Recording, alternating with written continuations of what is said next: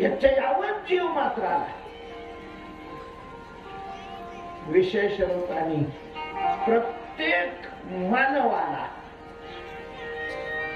अर्थात तो कोणत्याही देशात जन्माला आलेला असो, कोणत्याही धर्मात जन्माला आलेला असो, कोणत्याही पंथामध्ये संप्रदायामध्ये तो जीवन जगत असो, स्त्री असो पुरुष असो, लहान असो तरुण असो म्हातारा असो, गरीब असो श्रीमंत असो, शिकलेला असो न शिकलेला असो,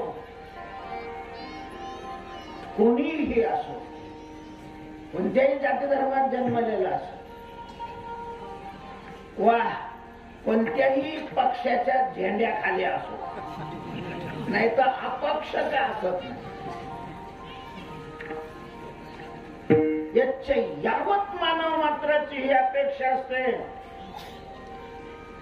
की आपलं जीवन आनंदमय असावं.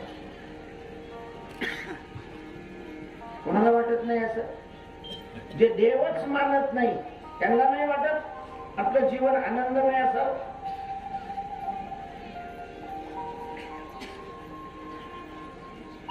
सगळ्यांना वाटतं. शेतकऱ्यांना वाटतं आपलं जीवन आनंदमय असावं, व्यापाऱ्यांना वाटतं आपलं जीवन आनंदमय असावं, नोकरीदाराला वाटतं आपलं जीवन आनंदमय असावं, जे खूप शिकलेले आहेत,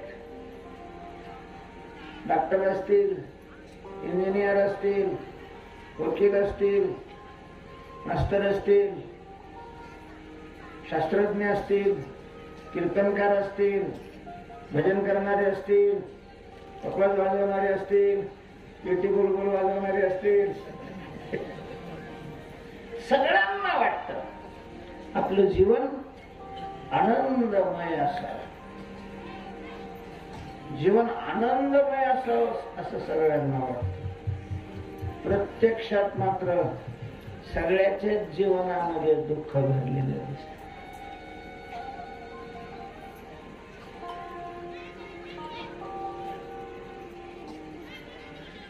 सगळ्याच्या जीवनामध्ये दुःख भरलेलं आहे, आनंद हरवलेला आहे. त्या आनंदाचा शोध आपण सगळे करत आहोत. त्या आनंदाकरताच पैसा हवा असतो, त्या आनंदाकरता सत्ता हवी असते, त्या आनंदाकरता प्रतिष्ठा हवी असते, त्या आनंदाकरताच जन्मल्यापासून मरेपर्यंत सारखे आपण धडपड करत असतो. हवा आनंद मिळत नाही, तो पुढे असतो, आपण मागं पळतो आणि तो पुढंच राहतो. जितकं जितकं पुढे जावं तितका तितका तोही आपल्या पुढं सरकत असतो. लहानपणी असं वाटतं की मोठं झाल्यावर आनंद मिळेल. कोणी गालगुचा घेतं महाराज, लहानपणा पाहिजेचा संबंध नाही, ते मी गालगुचा घेतो. मस्त राग येतो, पण आता ते मोठं राहते, त्याची ताकद राहते जास्त, आपली कमी राहते. ठीक आहे, बघून घेईन तुला, जाऊन मी मोठा होऊन जाऊ. आनंद पुढे मोठा होतो मला, मग आनंद नुसतं पळावं लागतं, नुसतं पळावं लागतं. पैसा करता पळ, सत्य करता पळ, आमच्या करता पळ, तुमच्या करता पळ. आनंद पुन्हा पुढे राहतो. असं वाटतं की आपल्याला पळायला आणखीन एखादा जोडीदार आला म्हणजे मग आपल्याला आनंद मिळेल. पोरगं झालं तर कशाचं पोरगं झाल्यानंतर तरी आनंद पुढं. अक्षरशः माणसाची आनंदाच्या बाबतीत अशी स्थिती आहे, म्हणजे कीर्तनकार मंडळी दृष्टांत सांगितलं.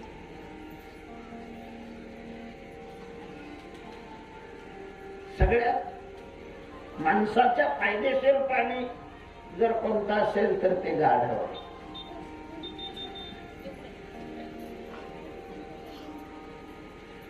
खरंच ज्यांच्याकडे गाढव आहे ती माणसं इतरांपेक्षा तरी टेन्शन मुक्त आहे.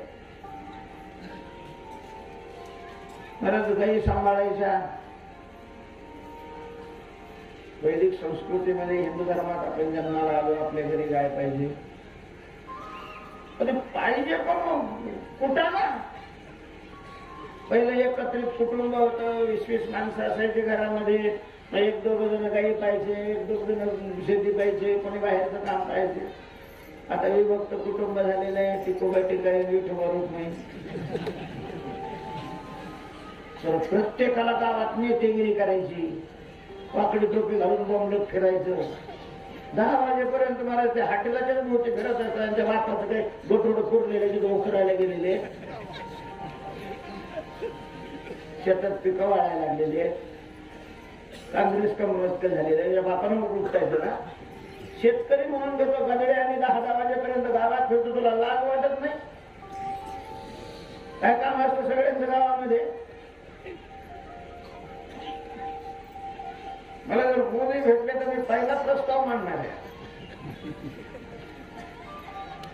तुम्ही संसदेत असा कायदा करा, विनाकारण हॉटेल पैसे दिसला तर उघडा करून हाणायचा. 4-2 लोकांना हाणलं का सगळे शेतात पळतील.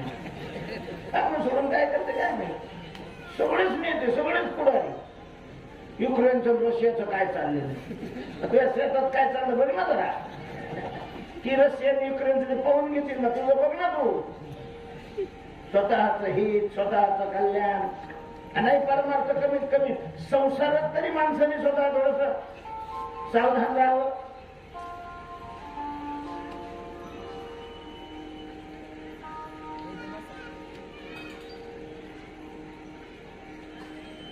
सगळे दुःखी आहे, सगळे पळतायत. सुख हाताला म्हणजे गाढवाचं सांगायचं. गाई पाळायला वाटतं, सोपं नाहीये. गाई सांभाळायचं कोणी, चारायला शेतात शेत नाही, बांध राहिले नाही. त्यांना चारा कोणी टाकायचा, काय कोणी करायचं, सांभाळत नाही. परत गाढवाचं टेन्शनच नाही. काम घ्यायचं, काम झालं की सोडून द्यायचं. ते कोणाचे उखांडे फुकून नये.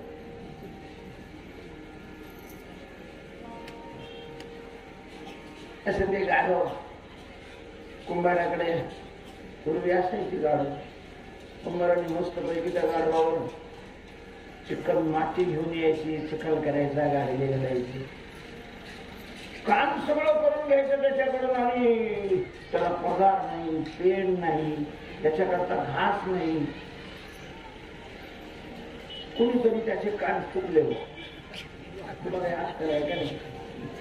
तो म्हणला अक्कल असती तर मग लोक मला गाढव कशाला म्हणतात. गाढव त्यालाच म्हणतात की अक्कल वाटायच्या टायमाला हे चाळणी लुंडी सगळे खाली पडून गेले. पण त्याचे कान फुगले, त्याने जरा मनावरच घेतले. काय म्हणावं या मालकाला, सगळं एवढं माझं काम करतंय, कमीत कमी पोटाला खायला तर द्यायला पाहिजे ना. दुसऱ्या दिवशी त्याने ठरवलं, घासाची पेंडी मिळाली तरच खेप करायची, नाही तर करायचीच नाही. काम बंद, आंदोलन.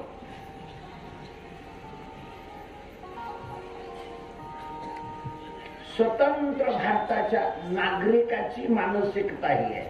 ठीक आहे, आंदोलन करायला काही हरकत नाहीये. आपल्याबरोबर गुन्हा होत असेल, अन्याय होत असेल तर त्याच्या विरोधामध्ये आंदोलन करायला पाहिजे. पण मग काम बंद आंदोलन करण्यापेक्षा डबल काम आंदोलन असं केलं तर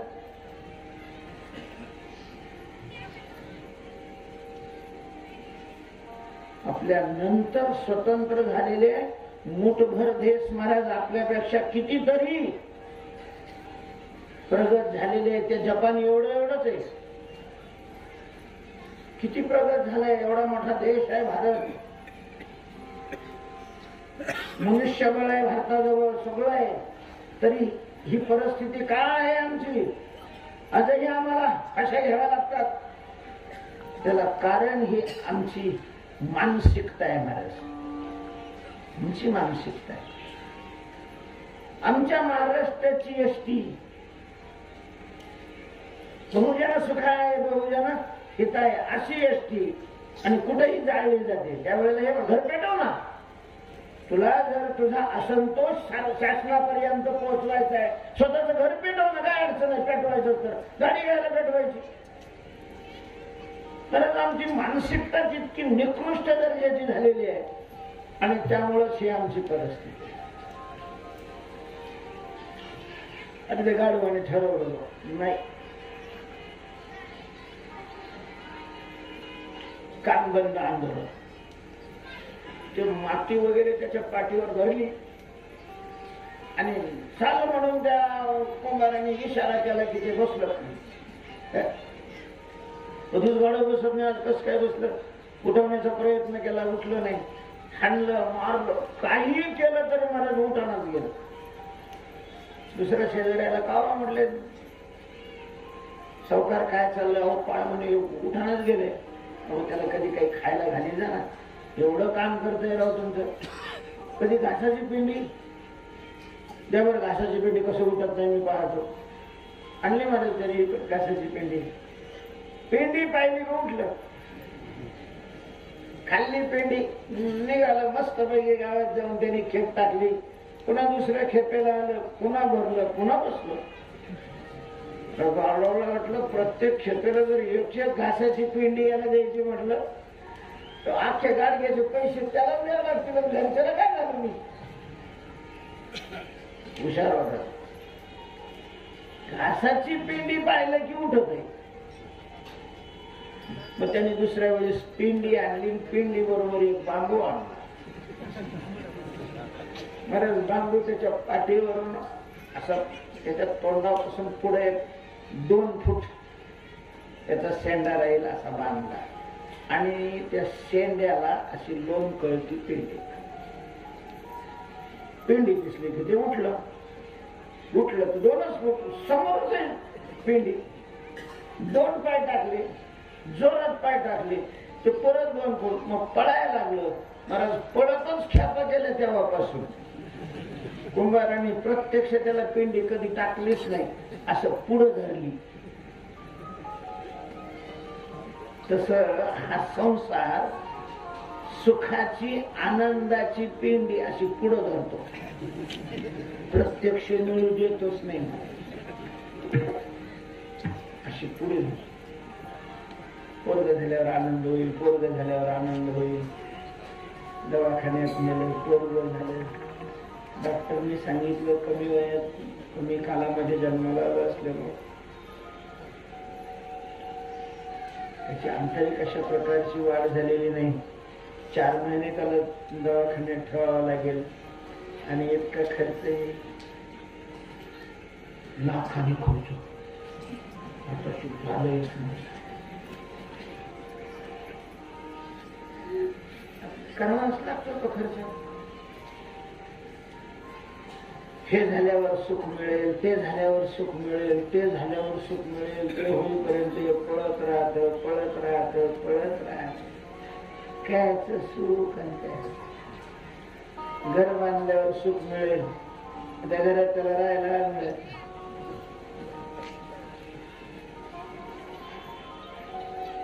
असा आनंदाच्या शोधात असणारा मानव अजूनही आनंदाचं निश्चित साधन ज्याला मिळालेलं नाही, अशा प्रकारची आनंदाची भूक लागलेला, आनंदाची आग पडलेला हा मानव, त्याला आनंदाचं निश्चित साधन माहिती करून घ्यायचं असेल तर संत कथा ऐका. कारण संतांनी आनंदाची प्राप्ती करून घेतलेली असते. ज्यांनी आनंदाची प्राप्ती करून घेतलेली आहे त्यांनाच संत म्हटलं जातं. संत कीर्तन करणारे, प्रवचन सांगणारे, उघडे राहणारे, दूध पिणारे हे संत असतात असं नाही. सांगत असू शकतात. संत तो आहे की अविनाशी आनंदाच्या सिंहासनावर जो आरूढ झालेला आहे. आनंदाची कमीच राहिलेली नाही. अवघेचे त्रैलोक्य आनंदाचे आता चरणी जगन्नाथ चित्त ठेले. ज्यांनी आपल्या जीवनातलं दुःख कायमच संपवलेलं आहे आणि कधीही नष्ट न होणाऱ्या सुखाचा जो उपभोग घेतोय त्यांना संत. आणि मग सांगा, जर त्यांची कथाच ऐकली नाही तर हे आपल्याला कसं कळणार आहे की अशी काय साधना त्यांनी केली आणि हा आनंद मिळवलाय. इकडं आपण व्यवहारात पाहतो महाराज, फार मोठी मोठी माणसं आहेत, खूप मोठी माणसं आहेत, धनाच्या दृष्टीनं खूप मोठी माणसं आहेत, सत्तेच्या दृष्टीनं खूप मोठी माणसं आहेत, प्रतिष्ठेच्या दृष्टीनं खूप मोठी माणसं आहेत, कलेच्या दृष्टीनं आपल्या कलेनं जगाला वेड करणारी ही अशा प्रकारची माणसं आहेत. ही सगळी खूप मोठी माणसं आहेत, पण त्यांनाही आपल्या जीवनामध्ये अविनाशी सुख नाही मिळवता आलं. आणि हे अविनाशी सुख मला संतांनी मिळवलं, तुकोबारायांनी मिळवलं. तुकोबाराय म्हणतात, तुकोबाराय म्हणतात ते कधी असे कडूपणा गेले तैसे आम्हा केले अंडुरंगे. काय केलं? कामा क्रोध लोभ मारे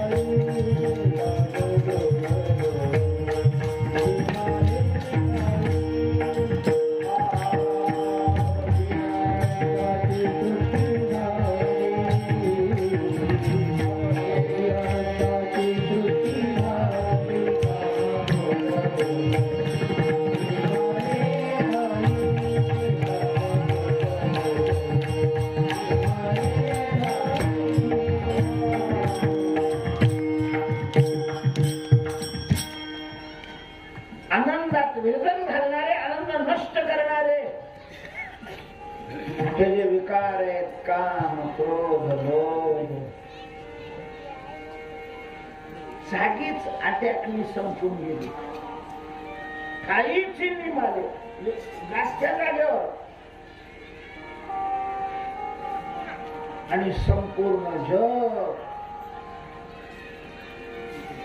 आनंदमय प्रतीला येऊ लागलं. अवघी आनंदाची सृष्टी झाली.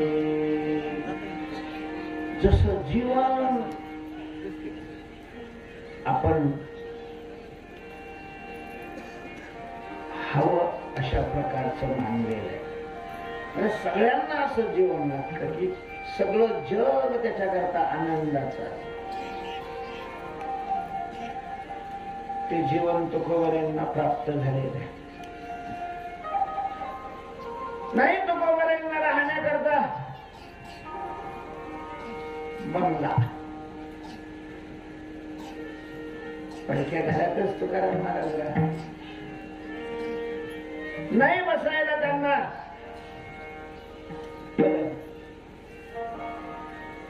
त्यांची कथा सांगणाऱ्याला बसायला सिंहासन.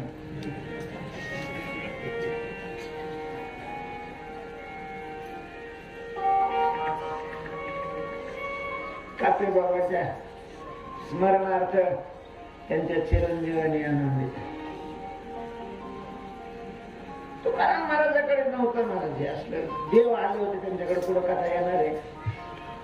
आता देव सतत सिंहासनावर बसणारे, खाली कस काय बसावं तुकाराम महाराजांना वाटत. पण मग आता बसायला काय, आपल्याकडे सोफा सेट नाही, पलंग नाही. आजोबाच्या हातची बाज होती गोलोबाच्या वडिलांच्या.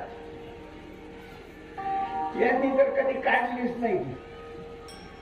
तर देवाला खाली कस काय बसवावं म्हणून बाज टाकली. मोडक्या बाजार. आता एवढ्या दिवसाची ती सगळी लाकडं कुजलेली, ते मधलं जे सुंब, ते सगळं फार जीर्ण झालेलं, फार जीर्ण. 3 माचवे बरे होते, एक तर लगेच निघून गेला होता, रिटायर झालेला. 2-3 दगड वाकवर एक ठेवली, वाकळ टाकली त्याच्यावर. देवाने मी जरा बघावं का नाही समोर कसं आहे काय, थोडं हात टिकून या अशी उडी मारून त्याच्यावर आम टाकलं महाराज. आता ते मारून मोड कर, जसे उडी मारली ते सगळं सूम तुटलं, तडा तडा तडा तडा. देव खाली तांगड्यावर. रामदेव बाबाच्या योगाला गेलेला आहे जसा काय. तुकाराम महाराज लाव देवा, काही नाही म्हणजे आता बरे मागचे वरच्यावर सांगडा काढून घ्या. इतकी परिस्थिती अशी, पण महाराज आनंदाला कमी नाही. नव्हते अंगावर कुंभारांना घालायला कपडे, आनंदाला कमी नाही. आमच्याकडे कपडे इतके असतात की शेवट लाकडं नसली तरी चालते. त्याच्या कपड्यात त्याचं काम होईल. पण आनंदाचा दुष्काळ. तेव्हा हा आनंद तुकाराम महाराजांनी कसा मिळवला हे जर समजून घ्यायचं असेल तर आपल्याला तुकोबऱ्यांची कथा ऐकावी लागेल, चरित्र ऐकावं लागेल.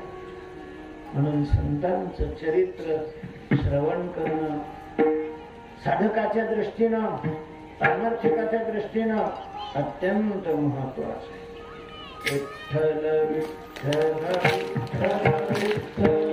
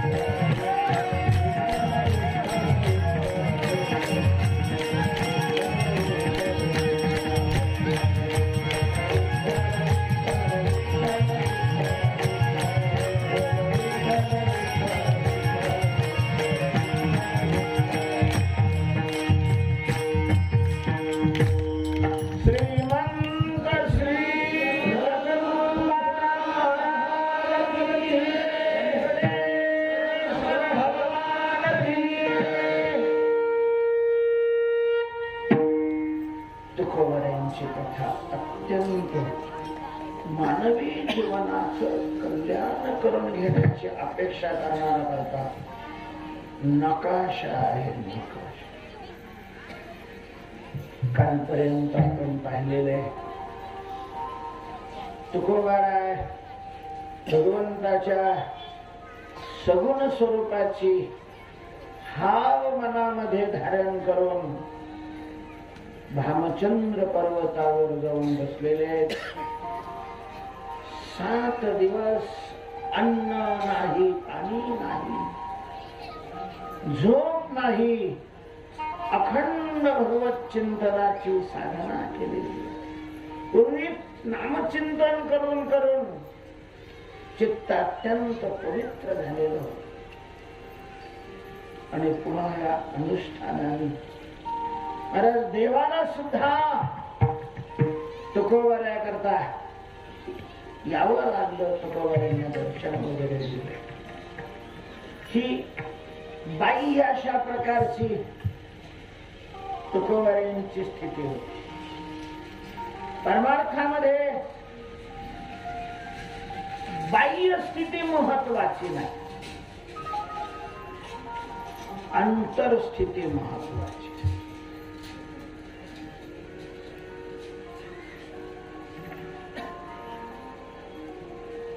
अंतःकरणाची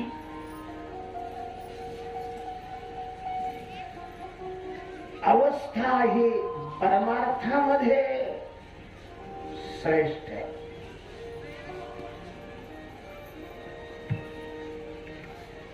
तुकोबारांची अंतरंग स्थिती काय होती? आज आरंभी मी जो अभंग म्हटला, लकटतो संसार येथे सार भगवंत, ऐसे दागवितो मना सरिसे जना सही. परमार्थाचा पाया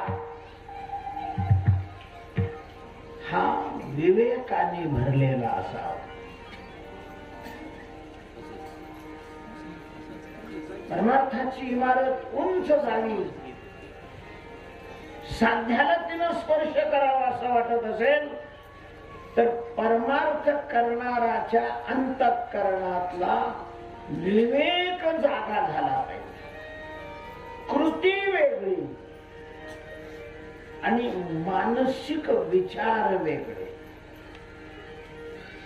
माणसाचे मानसिक विचार हे प्रगल्भ असले पाहिजेत, प्रौढ असले पाहिजेत. त्याची राहणी महत्वाची नाही. आमचे परमपूजनीय प्रातस्मरणीय गुरुवर्य वैकुंठवासी मामासाहेब दांडेकर असं म्हणायचे, म्हणतात की साधी राहणी उच्च विचार सरणी. वैचारिक पातळी माणसाची श्रेष्ठ असली पाहिजे, उच्च अशा प्रकारची असली पाहिजे.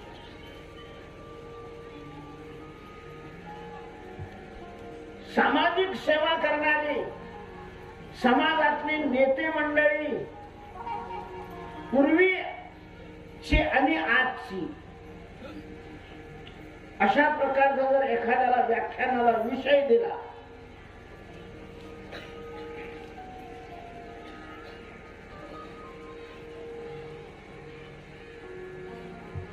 तर त्याला हा फरक करावा लागेल. म्हणजे जी पूर्वीची सामाजिक मंडळी होती, सामाजिक नेते होते, पुढारी होते, ज्यांनी आपल्या देशाला स्वातंत्र्य मिळवून दिलं, देशातल्या लोकांचं जीवनमान प्रगत करण्याकरता, सुधारण्याकरता अनेक क्रांत्या घडवल्या.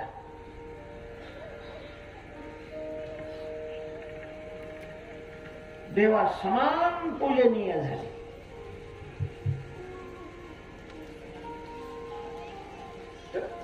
त्यांची आणि आजची जी मंडळी आहे त्यांची मानसिकतेमध्ये खूप फरक आहे.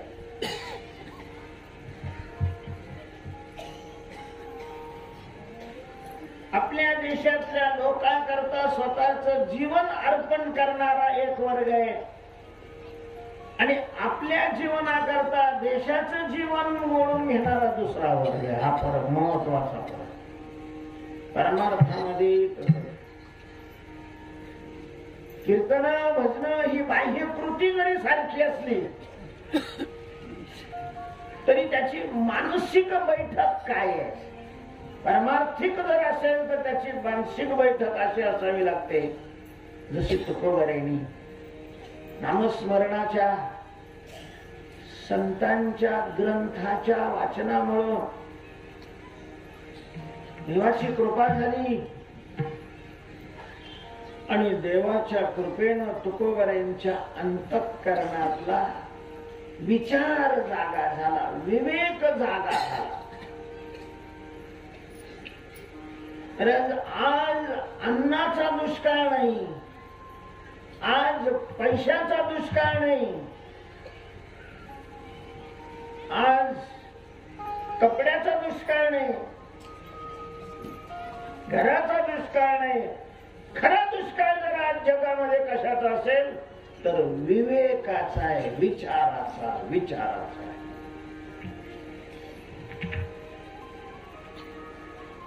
आणि मग सुभाषितकारांनी शास्त्रकारांनी संतांनी असं स्पष्ट म्हटलेलं आहे, विचारहीन मनुष्य हा पशु असतो.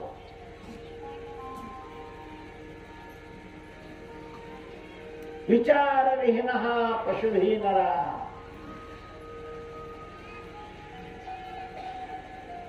विचार नाही नर खर तो तैसा.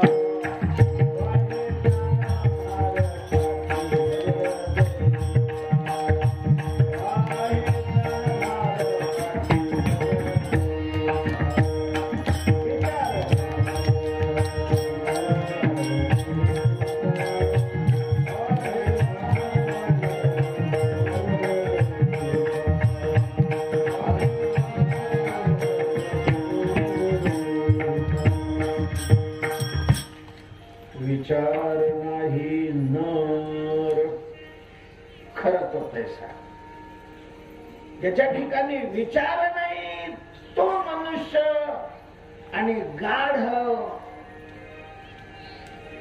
नाही याच्यामध्ये फरक. त्याला गाढवच म्हटलेलं आहे. कुणाला विचार रहित अशा माणसाला. विचार शब्द वापरल्यावर तुम्ही स्वतःला त्या उपमेतून बाजूला केलं असेल तर आपल्या ठिकाणी तर विचार आहे. फार विचारी माणसं आहेत आता. शिक्षण झालेले फार पुढचा विचार करतात, मागचा विचार. म्हणून विचार शब्दाचा अर्थ पहिल्यांदा समजून घ्या. विचार कशाला म्हणतात? आपण जो करतोय तो विचार आहे का? कारण विचारातही 2-3 प्रकार आहेत ना. अविचार, कुविचार आणि सुविचार. वस्तीतली गर्दीमध्ये असणारी बँक ज्या वेळेला लुटली जाते, दरोडे घातले जातात त्याच्यावर,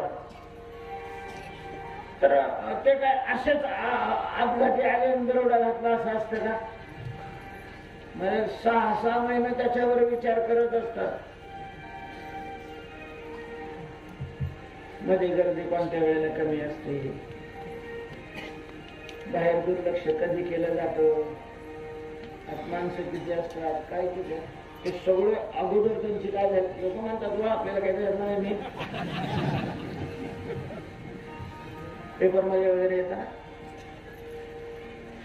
तर महिना महिना 2-2 महिने त्याची पाळत ठेवतात, त्याच्यावर अभ्यास केला जातो, त्याचे नकाशे काढले जातात आणि मग बिनचूक अशा प्रकारचं न कोणालाही कळणार नाही अशा स्थितीमध्ये भरवस्तीतल्या बँका लुटल्या जातात.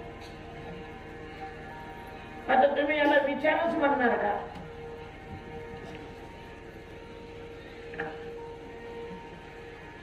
जी माणसं देशाला फसवतात, अंगठेबाजार असतात, गुलामाला जाणारे असतात, देशाला ज्या वेळेला फसवलं जातं, काय वाटतं तुम्हाला? 2 वेळेला उघड झाले म्हणजे आता मला कळतंय असं.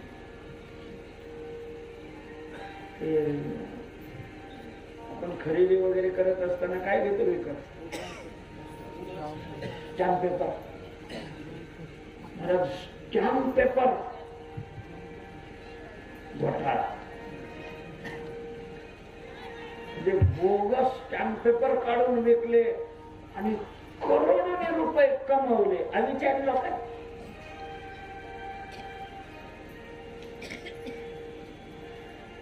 याला तुम्ही विचारच म्हणणार का?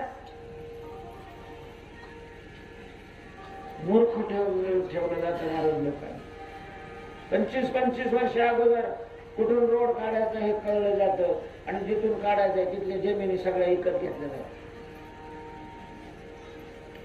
हजारांनी विकत घेतल्या जातात आणि नंतर कोटींनी विकल्या जातात. हे सगळं विचारात बसतं का? याला विचार म्हणायचा का? आपण जो करतो आपल्या ठिकाणी जे आहे याचा बांधकोर, त्याचा बांधकोर, याला फसव, त्याला खोटं बोलव, त्याला बनव, त्याची बनव कर, याच्यातच स्वतःला हुशार समज. हा विचार आहे. तुम्ही जर विचाराची व्याख्या ऐकली तर महाराज हे सगळा मूर्खपणा, अविचार आहे, अविचार. त्याच्यामुळे स्वतःला फार शहाणे आपण समजतो. हे विचारात नाही बसत, हे सगळं अविचारात बसतोय. अविचारामध्ये जे करून आपण स्वतः करताच करोडो जन्माच्या दुःखाची सामुग्री तयार करत असेल, त्याला कोणी विचार म्हणत असेल तर तो मूर्ख आहे. विचार कशाला म्हणतात? त्याच्याकरता ज्ञानेश्वरी समजून घ्यावी लागते. त्याच्याकरता गाथा समजून, अभंग समजून घ्यावे लागतात. मग विचाराचं स्वरूप कळतं. विवेक, विचार, विनक्ती या धातूपासून शब्द तयार झालेले आणि ज्याचं स्वरूप स्पष्ट करत असताना ज्ञानोबाईंनी, तुकोबाईंनी, नाथ महाराजांनी वाङ्मयामध्ये खूप स्पष्ट शब्दामध्ये सांगितलेलं आहे. आम्ही पांढऱ्या पायाचे हे ग्रंथ मराठी भाषेत असताना सुद्धा आम्हाला ते समजावून घ्यावे नाही वाटत. आपले काटे इंग्रजी शाळेत टाकावे वाटतात.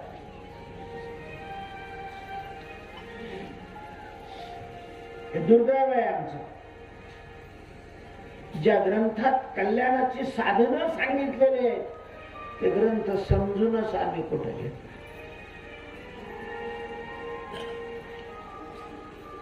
विचार, विचार कशाला म्हणतात?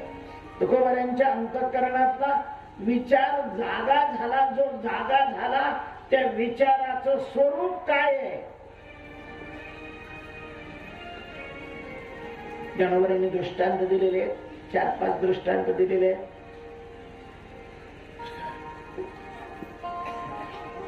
मथनीचा दृष्टांत दिलेला आहे, ज्याला रवी आमच्या भागात पूर्वी म्हणत होते, इकडे काय म्हणत होते मला नाही माहिती. दह्यातून लोणी बाजूला काढण्याकरता जे वापरलं जातं हत्यार, काय म्हणतात त्याला? रवीच म्हणतात ना. पूर्वी हाताने फिरवली जायची, आता मशीन निघालेले आहेत, मशीनने फिरवली जाते. रवीचा दृष्टांत दिलेला. काय करते ही रवी? महाराज, ही रवी लोणी आणि ताक एकत्र असत, त्याला ती वेगवेगळं करते.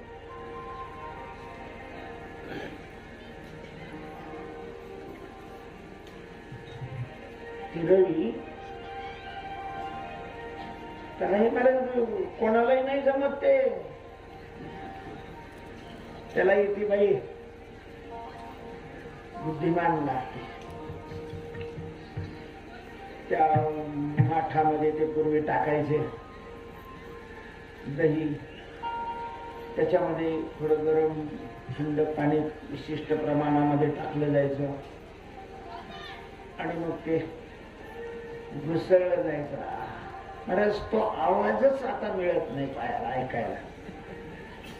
काय गोड आवाज असायचा तो. तुम्ही ऐकलं का?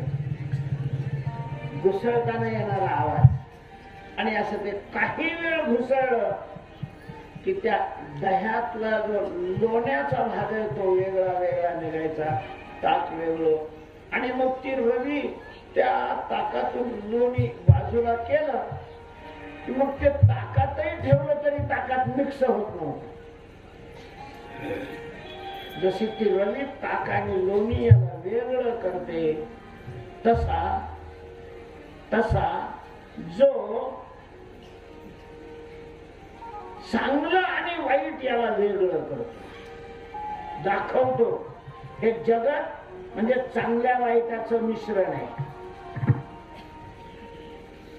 ग्राह्य त्याज्याचं मिश्रण आहे, विनाशी अविनाशी पदार्थाचं मिश्रण आहे, सुख आणि दुःखाचं मिश्रण आहे. या जगतामध्ये सगळं चांगलं नाही आणि सगळं वाईट नाही. चांगलं आणि वाईटाचं मिश्रण मध्ये जगत आहे. तर त्याच्यातून चांगलं काय आहे आणि वाईट काय आहे हे दाखवणारा जो घटक आहे त्याचं नाव आहे विचार. चांगलं काय आहे आणि वाईट काय आहे. आपण ज्याला चांगलं म्हणतो ते चांगलं आहे असं नाही. जे चांगलं आहे त्याला आपण चांगलं म्हटलं पाहिजे. आपण ज्याला वाईट म्हणतो ते वाईट आहे असं नाही. जे वाईट आहे ते आपल्याला वाईट अशा प्रकारचं दिसलं पाहिजे. हे दाखवणारी आपल्या बुद्धीमध्ये जी एक शक्ती आहे त्या शक्तीला विचार म्हटलं जातं. दुसरा दृष्टांत दिलेला आहे विचाराचं स्पष्टीकरण करण्याकरता. शेतकरी माणसं आहेत, धान्य पिकवतात शेतामध्ये. ते पिकलेलं जे धान्य असतं ते भुसामध्ये असतं. भूस सोडून नुसतं धान्य कधीच येत नाही. अजून तरी असा शोध नाही निघाला की नुसतेच शेंगदाणे लागतात वेलीला, तर फल नाही. असे तांदूळ नाही की त्या वरच्या फलकटा वाचून, मग ज्वारी असेल, गहू असेल, बाजरी असेल, तांदूळ असेल, शेंगदाणे जेही पीक असेल त्याच्यावर त्याचं संरक्षण करून त्याची वाढ करण्याकरता एक अस्तर असतं. माणसाच्या शरीराला सुद्धा ते अस्तर असतं ज्याला जार अशा प्रकारचं म्हटलं जातं. तर हे धान्य त्या भुसासह असतं. शेतकऱ्याला धान्य हवं असतं.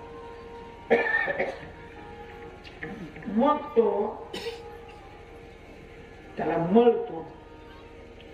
पूर्वी ज्वारीचं महत्वाचं पीक असायचं तर मग माणसं महाराज कणसाच्या अशी पोळ मध्ये घालायची. 4-6 इकडून माणसं, 4-6 तिकडून माणसं, असे त्या लांब लांब काठे असायच्या आणि ते बडवायचे. काही मग बैलाच्या पाता अशा प्रकारच्या झुंपायच्या, त्या पाता त्यांच्या पायाने ते तुडवलं जायचं. कुणी गाडीने, नंतर ट्रॅक्टर निघाली, ट्रॅक्टरने.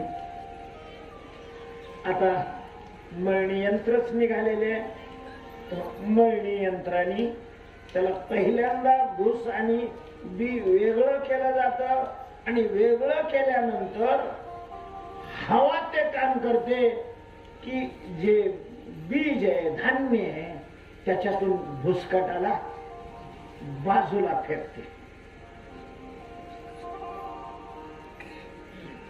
मळणी यंत्र नव्हते तेव्हा मोठे मोठ्या शेतकऱ्याचे 2-2 महिने खळे चालायचे. वारच नाही सुटलं तर नुसते वाट पाहावं लागत होत. तर तो वारा जसा भूस आणि बी वेगळं करतो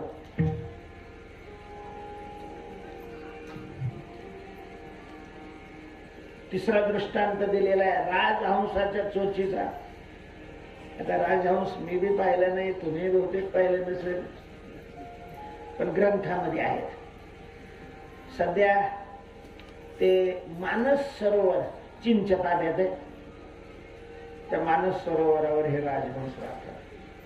त्या राजहंसाचे अनेक विशेष आहेत. त्याचं चालणं फारच डौलदार आहे. पांढरा शुभ्र असतो, कावळ्यासारखा तेवढाच आकाराचा पण पांढरा शुभ्र असतो. आणि त्याच्या चोचेमध्ये एक नैसर्गिक शक्ती आहे. आपण दूध आणि पाणी एकत्र करून जर त्याच्या पुढे ठेवलं आणि त्यांनी चोच त्याच्यात घातली का तो फक्त दूध दूध प्राशन करतो आणि पाणी तसंच खाली शिल्लक ठेवतो. डिग्री फक्त दाखवते याच्यात पाणी वेगळं नाही करत. केवडी वेगळे क्षीर आणि पाणी. तस बुद्धीमध्ये अशी एक शक्ती आहे की ती शक्ती त्या शक्तीची चोच संसारामध्ये टाकली की संसारातलं जे चांगलं आहे ते बाजूला करून त्याचं ग्रहण करते आणि जे वाईट आहे परिणामी दुःखाला कारण. वाईट काय असतं? दुःख वाईट असतं. वाईट झालं काय झालं? मग त्याचा ऍक्सिडेंट झाला, त्याचा पाय मोडला किंवा त्याच्या घरचं कोणी गेलं, अशा घटना घडल्या म्हणजे लोक त्याला नाव काय देतात? वाईट झालं. तेव्हा दुःख ज्याच्यामुळं होतं ते वाईट असतं आणि सुख ज्याच्यामुळं होतं ते काय असतं? चांगलं असतं. खरं तर असं आहे की सुख चांगलं आहे आणि दुःख वाईट आहे. तर मग दुःख देणारं काय आहे आणि सुख देणारं काय आहे हा फरक ज्या शक्तीने कळला जातो त्या शक्तीचं नाव विचार आहे. उगा लोकांना लुटायचं लोकांना लोवडायचा हा विचार नाहीये, हा अविचार आहे आणि अविचारालाच समाज विचार मानतो. आमच्याबरोबर एक भाऊ एक नेहमी दृष्टांत सांगायचे. खेडेगाव होता, रस्त्यावर एकाच घर होतं, पुढे असा ओटा होता. सूर्यवंश होता तो, म्हणजे आडनावाचा नाही लक्षणाचा. सूर्य उगवल्यानंतर उठणार. उशिरा उठायचा 9 वाजता आणि दारात येऊन दात घासत बसायचा. त्यावेळेला गावातली जनावरच चरण्याकरता सुटलेली असायची. तर जाणाऱ्या जनावरांमध्ये एक म्हैस होती. म्हैस काही काही वस्तूला नैसर्गिक सौंदर्य असतं. इतकं सुंदर वस्तू दिसतात. त्या म्हशीची शिंग फारच चांगली होती. कोणाचा आवाज चांगला असतो, कोणाचं व्याख्यान चांगलं असतं, कोणाचं चालणं चांगलं असतं. त्या म्हशीची शिंग चांगली होती, फारच डोलदार होती. कोणी सिंग म्हणजे तुम्ही जरी पाहिली असती तरी कथा ऐकायची सोडून तुम्ही म्हशीकडेच पाहिलं. ती म्हैस आली की त्याचं ते दात घासायचा, हात सुद्धा थांबायचा आणि नुसतं त्या शिंगाकडे पाहायचं. आणि शिंगाकडे पाहिल्यानंतर त्याच्या डोक्यात विचार यायचा, इतकी गोल शिंगे, त्या शिंगात आपलं डोकं जाईल का? शिंगामध्ये आपलं डोकं जाईल. तो किती तरी वेळ तो विचार करत बसायचा. 6 महिने गेले असे. शेवट त्यांनी निश्चय केला, हे काय नुसता विचार करणं, प्रत्यक्ष प्रयोगच करायचं ठरवलं. आता म्हैस आहे, आपल्या डोकं घालेपर्यंत ती आपल्या जवळ येऊन स्थिर झाली पाहिजे का नाही. बरंच त्यांनी घास शिकत आणला. त्या दिवशी लवकर उठला, तोंड वगैरे धुवून सगळे तयार होता, नुसती म्हशीची वाटच पाहत होता. बरोबर अशा ठिकाणी उभा राहिला की म्हैस जवळ आली की आपल्याला तिच्या शिंगामध्ये डोकं घालता आलं पाहिजे. घास जवळ घेतला, घास दाखवला तर ते जनावरच हिरवा चारा ते घासाकडे आकृष्ट झालं. तोंडात घास वगैरे धरेपर्यंत यांनी आपलं काम करून टाकलं. योग असं की त्या शिंगाचा मधला व्यास आणि याचं डोकं अगदी तंतोतंत, पण ते कुकरच्या झाकण्यासारखं झालं. ते कुकरचं झाकण असतं, एका विशिष्ट ठिकाणी आलं का ते बरी झालं. फिरवलं का मग निघत नाही. जाताना याचं डोकं गेलं म्हणत आणि त्या म्हसाड्याने ती पिंडी तोंडात घेतली, फिरवली मान. जशी मान फिरवली तसं हे तिच्या डोक्यावरच आलं.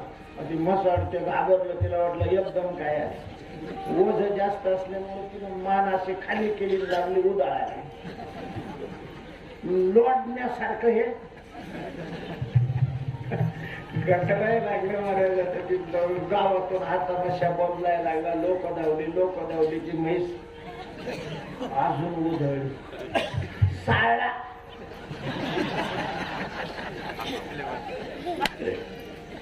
थकून म्हैस एका ठिकाणी उभी राहिली. पुन्हा ते बरोबर त्या कुकर सारखं डोकं आलं, पडदिशी खाली पडलं. म्हैस निघून गेली. लोक धावत आली. फार सगळ्या रक्त उचललं त्याला. काय थोडा तरी विचार करायला पाहिजे, थोडा तरी विचार करायला पाहिजे होता. ते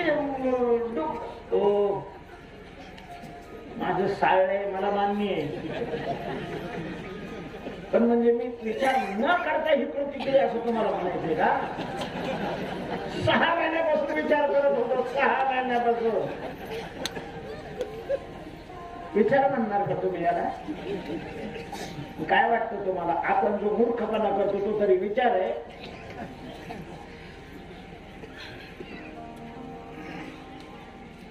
आपण आतापर्यंत जे आयुष्य नष्ट केलेलं आहे, ते जे करून केलेलं आहे, तो तरी विचारात बसत का? विचार कशाला म्हणतात? तुकोबरांच्या अंतःकरणातला विचार जागा झाला. त्या विचाराचं स्वरूप काय आहे या अभंगात तुकोबारींनी सांगितलेलं आहे. खलकट तो संसार. आतापर्यंत संसारामध्ये आयुष्य तुकोबारींनी 17 वर्षाचं घातलं, पण मग त्यांच्या विचारांनी त्यांना दाखवलं की हे खलकट आहे, म्हणजे भूस आहे. भूस वाळू कितीही गाळली तरी तेल नाही निघत. भूस कितीही उपडलं तरी कण नाही निघत. मेलेल्याला किती हलवलं तरी जागा नाही होत. तसं कितीही संसार कशाही प्रकारचा केला, सुख नाही त्याच्यामध्ये. खलकट आहे. हारपट्टीचे संसार करणारे होऊन गेले. मला आपण काय संसार करतो? रावणासारखा. कोणाची दृष्ट लागेल त्याच्या संसाराकडे पाहिल्यानंतर. कशाचीच संसारातली कमी नव्हती त्याच्याकडे, कशाचीच. 80,000 बायका होते. 80,000. आपल्या किसना पळाला, पण तरी 5 फूट मागच राहिला. 16,000 देवाला बायका होते. त्यांनी 16 पंचे 80,000. बरं, यांनी त्यांनी सांगितलं असं नाही, तुकाराम महाराज सांगतात 80 सहस्रजा सुंदरा कामिनी, ज्या 80 सहस्र, मला सांगा तो खासदारकीला जर खरंच उभं राहिला असता त्याला कोणाला मत मागायची गरजच नव्हती, घरच्यातच तो निवडून आला. त्रैलोक्याचा अधिपती होता. आता स्वर्ग आणि भूलोकाचं राज्य त्याच्या ताब्यात होत. आता पैशाला काही कमी, त्रैलोक्याचा अधिपती म्हटल्यानंतर पैशाचा काय प्रश्न. त्याच्या संपत्तीचं वर्णन आलेलं आहे. महाराज पैशाला हात न लावणाऱ्या तुकाराम महाराजांनी केलेलं आहे वर्णन. कोटी घरे जेथे काशा आणि तांब्याची शुद्ध कांचनाची सप्तकोटी, तुकोबारे म्हणतात त्याच्या मालकीची 1 करोड घर कास आणि तांब ओतून बनवलेली होती, तर शुद्ध सोनं ओतून 7 कोट घर तयार होती स्वतःच्या मालकीची. 18 आणि 19 बनले नाही. शुद्ध कांचनाची सप्तकोटी. नुसता विचार करा, 1 घर बांधायला किती तोळे सोनं लागेल. सोनं एकूण बांधायचं नाही, सोनं आटून बांधायचं. विटा सोन्याच्या, सळई सोन्याची, सिमेंट सोन्याचं, सोन्याशिवाय दुसरं त्याच्यामध्ये काहीच वापरलं नाही. असं 1 घर जर बांधायचं असेल, आहे तुमच्यात कोणी इंजिनियर, किती तोळा लागेल व सोनं? आज 50,000 रुपये सोन्याचा भाव आहे तोळ्याचा. 1 घर जर त्याची किंमत आज काढली तर किती रुपये होईल म्हणजे. आणि असे 7 कोट घर ज्याच्या मालकीचे. कुठल्याच खात्याचा मंत्री एवढा श्रीमंत नाही होऊ शकत. कुठलाच कारखानदार, कशाचंही उत्पादन करणारा, एवढी श्रीमंती, सत्ता, 14 चौकड्याचं आयुष्य होतं पैलवानाला. हे सगळं होतं.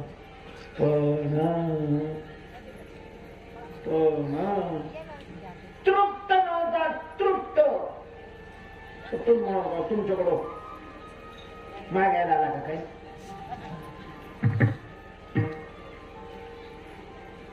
कशावरून तृप्त नव्हता.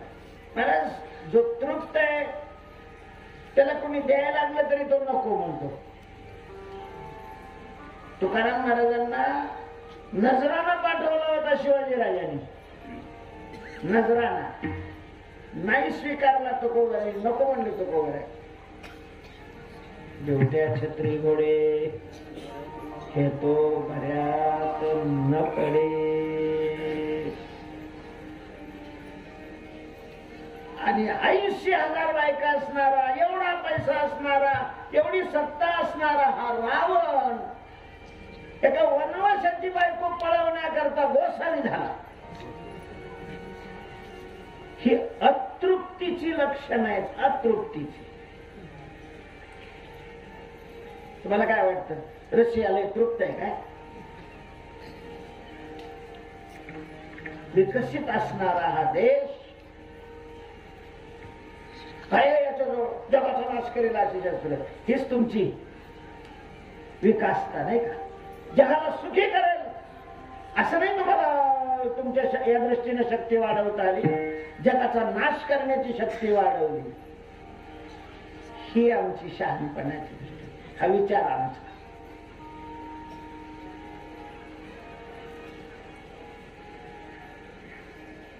तुकोबारांच्या अंतःकरणामध्ये, मनामध्ये, बुद्धीमध्ये जो विचार जागा झालेला आहे त्या विचाराने तुकोबारांना सांगितलं, प्रपंच पोलकट आहे, पोलकट. आणि मग फूल किती खाल्लं तरी तृप्ती नाही हो,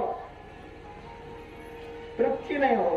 तुम्हाला संसारात असा माणूस सापडणार नाही का जो तृप्त आहे. संसारात मोठा कोणाला म्हणतात सांगू? जो जास्त अतृप्त आहे. संसारात म्हातारा कोणाला म्हणतात सांगू? याच्याकडे कमी आयुष्य राहिलेलं आहे. वाढदिवस संसारात साजरे केला जातात, त्याचा अर्थ काय आहे? याचे दिवस कमी झालेले आहे, नाव त्याला वाढदिवस. दयाचे आयुष्य ढापुडे होय, बळ प्रज्ञा झिरो निदाय. दयाचे नमस्कारी ती पाय वडील म्हणून ही अशी उपराटी तरा आहे या प्रपंचातली. तुकोबाराय म्हणतात, माझ्या विवेकाने मला सांगितलं, पटवून दिलेलं आहे. तुकाराम महाराजांनी अनुभव घेतला ना संसाराचा, खूप चांगला संसारही केला. नंतर त्याचं काय झालेलं हे आपण काल पाहिलेलंच आहे. तेव्हा प्रपंच हा बोलकट आहे आणि असार आहे. सार काय आहे? परमात्मा सार आहे. पलकट तो संसार येथे सार भगवंत ऐसे जागवितो मना. तुकोबाराय म्हणतात, मी माझ्या मनाला याचा सारखा अशा प्रकारचा सारखं त्याला जाग करतो. कारण संसाराचा स्वभाव असा आहे महाराज, लगेच माणसाच्या विवेकावर पांघरून टाकतो आणि आपल्याकडे खेचतो. ऐसे जागवितो मना. मनाला मी असं सारखं जागवतो. संसार हा असार आहे, देव सार आहे. मनाबरोबर लोकांना अशा प्रकारचे जागा करण्याचा प्रयत्न करतो, सरीसे जनासहित. आणि मग परमात्मा सार असल्यामुळं बाकीच्या सगळ्या इच्छा फेकून द्यायच्या संसारातल्या आणि परमात्माची प्राप्ती करून घेण्याकरता पूर्ण आयुष्याचा क्षण अशा प्रकारचा लावायचा. अवघे निरसोनी काम घ्यावे नाम विठोबाचे. कारण तुका म्हणे देवा विन केला शीन. तो देवाच्या प्राप्तीशिवाय ज्याच्या जे जे मिळवण्याकरता महाराजांनी आयुष्य नष्ट केलेलं आहे त्याचा शीनच आपल्या पदरात पडतो, प्रत्यक्षात सुख मिळत नाही. अशा प्रकारचा अंतःकरणामध्ये प्रकाश पडणं याला विचार म्हणतात. तो विचार तुकोबारायांच्या अंतःकरणात झाला. आणि मग तुकाराम महाराजांनी कानाबरोबर तुकोबारायच्या भामचंद्रावरून देहूकडे निघाले. इंद्रायणीच्या जवळ आल्यानंतर कानाला सांगितलं तर तू घरी जाय, मी नाही घरी येत. स्नान वगैरे त्या ठिकाणी केलेले, पूजा केली. कानोबाराय अर्थातच जिजामाऊली मुलंही तिथं आलेले आहेत, स्वयंपाक करून तिथं आणलेला आहे. इंद्रायणीच्या काठावर 7 दिवस उपवास केलेला होता, त्याचं कारण अशा प्रकारचं केलेलं आहे. आणि कान्होबाला सांगितलं की जा, सावकारकीच्या ज्या वह्या आहेत त्या सगळ्या घेऊन ये. का? आता मला संसार करायचाच नाही. या वह्याकडे पाहून माझं चित्त विक्षिप्त कशाला करू. मी ती इंद्रायणीच्या हात बुडवून कान्होबांनी सांगितलं, महाराज तुम्ही विरक्त झाला, मला पत्नी आहे, मुलं आहेत, मला तर संसार करावा. 2 विभाग केलेले आहेत, सगळ्यांनाही दिलं त्याला. विरक्त झाला म्हणून सगळं सोडून नाही दिलं त्याला, सगळं अर्धे दिलं, त्याच्या वाट्याच्या त्याला देऊन टाकल्या. आणि आपल्या वाट्याच्या वह्या सगळ्या कोणाकडून किती आहे, कोणाकडून किती आहे, काय व्याजाने घेतलेले, काय सगळ्याच्या सगळ्या बुडवून टाकलेले. जिजाबाईला सांगितलं, आम्ही आता भगवान नाही धारण केलं तरी वृत्तीनं संन्यासी झालेलं आहे. जिजाबाईंनी विनंती केली, महाराज तुम्हाला संसार करायचा नसेल तर करू नका.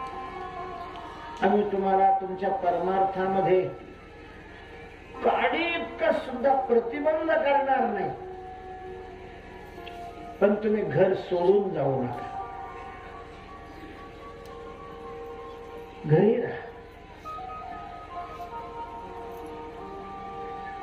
देवाची पूजा करायचं आणि तुम्हाला काय करायचंय ते करा, घर नका. तुकोबारायांनी ते मान्य केलेलं आहे. त्या इंद्रायणीच्या काठावर करंजा नावाची झाडे उगवलेली होती. एकांत होता. तुकोबारायांच्या ठिकाणी शिळेवर जाऊन बसलेले आणि भगवंताचं भजन करू लागलेले आहेत, गुणगान करतायत, नामस्मरण करतायत. ठोबार खुमाई जय जय ठोबार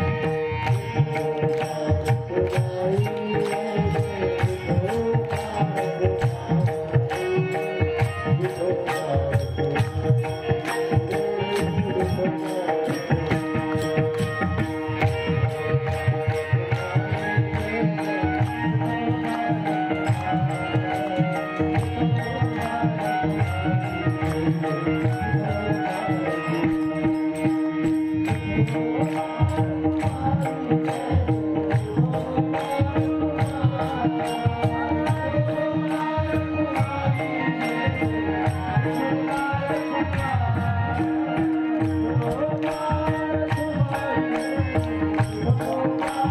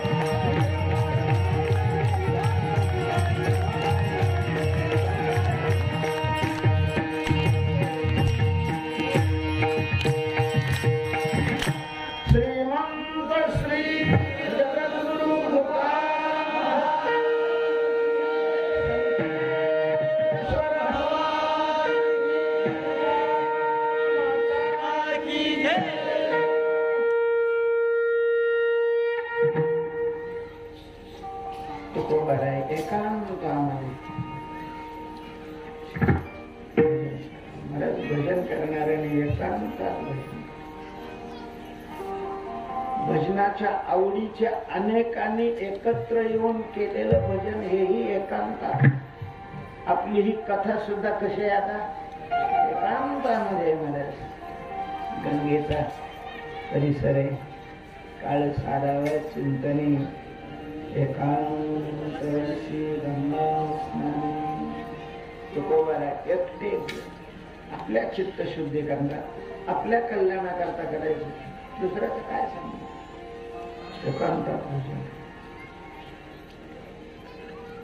पाऊस पडलेला होता, दुष्काळ संपलेला आहे. बाजूला ज्वारी एक शेतकऱ्यानं पेरलेली आहे, खूप चांगली ज्वारी आहे. कंस मिसळलेले आहेत, चारी कोपरे त्यांनी फिरून पाहिलेले आहेत, खुश झालेले आहेत. खूप दिवसांनी अशा प्रकारचा पीक आलेला आहे. व्यापारी होता, त्याला बाहेर एक महिनाभर व्यापाराकरता जायचं. ज्वारीचं राखण करायला कोणीतरी ठेवावं असं त्याच्या डोक्यात होतं. तेवढ्यात त्याच्या कानावर भजनाचा आवाज आलेला आहे तुकोबारांचा. तू तिकडे गेलेला आहे, पाहतोय तर तुकोबाराय भजन करत बसलेले. त्यानं तुकोबारांना विनंती केली, आहो तुकोबाराय, तुम्ही इथे इंद्रायणीच्या काठावर तर येऊन बसता भजन करत, इथं बसण्यापेक्षा थोडस पुढं माझ्या शेतामध्ये मी तुम्हाला माचवा बांधून देतो, त्याच्यावर बसून भजन करा. पाखरं राखा, तुम्हाला खळ्यावर मी अर्धा मन धान्य देईन. भजनाचं ठीक आहे, पण भजनाने पोट कसं भरणार आहे? पोट भरायला तर भाकरी धान्य लागतं. बसताना मग माचव्यावर भजन करा, काही दुसरं काम नाही, फक्त पाखरं राखायची. ठीक आहे बाबा नांबा, तुझी इच्छा आहे, बसतो मी. तुकोबाराच्या माचव्यावर जाऊन बसलेले, तिथं भजन करू लागलेले.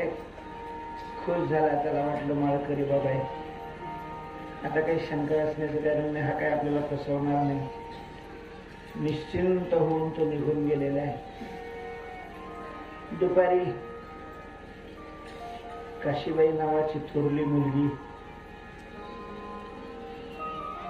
धावत आलेली आहे. बाबा चला, तुम्हाला जेवणाकरता बोलवलंय आईने. तुकाराम महाराजांनी सांगितलं, बाई आम्ही आता ही शेती राखायला घेतलेली, आम्हाला नाही आता घरी येता येणार, इकडच पाठवून दे म्हणा. जिजाबाईला कळलं तुकाराम महाराज राखण राहिलेले आहेत, बाई कुणकडे दिवस उगवला. संसाराकरता कधी काडीचं काम न करणारे राखण राहिले. आनंद वाटला. पोरी जवळ भाकरी भाजी दिलेली आहे, पाणी दिलेले आहे. तुकोबारांनी वरती बसूनच जेवण केलं. तुकोबाराय म्हणतात, देवा कमाल आहे तुझी, आता तर घरी जायचं मी ताण नाही ठेवला, जागेवर सगळं येते. पहाटे घरी जायचे, स्नान करायचं, देवाची पूजा करायची, सकाळी माचव्यावर येऊन. पण ते भजन मोठ्याने करायला लागल्यावर पाखरं उठून चालली. तुकोबारांना दया रे, आपल्याला पाखरं राखायचं सांगितलं. ईश्वराचे अवतार आहे. 2 वर्ष दुष्काळ होता बिचाऱ्यांना, 2 वर्ष उपासमार झालेले, त्याच्या कृपेनं आता भरपूर आलेलं आहे. मग मनातल्या मनात भजन सुरू केलं. पाखरांच्या लक्षात आले की माणूस जिवंत असला तरी आपल्याला त्रास देणार नाही. बरेच तुकाराम महाराजांच्या जवळ येऊन बसायचे पाखर. 8-9 वाजेपर्यंत बसले की भरला असेल ना पोटाला, जा आता विश्रांती करा, परत संध्याकाळच्या वेळेला या. पोट भरल्यावर पाखरच कशाला थांबत. पाखरं उठून जायचे तुकाराम महाराजांनी. खरे साधू आहे. काय 4 घास खायचे ते इथंच खातात. लोक नाही यांच्या ठिकाणी अजिबात घेऊन नाही जात. महिन्याला कणसाला दाना नाही राहिला, नुसत्या पिशा.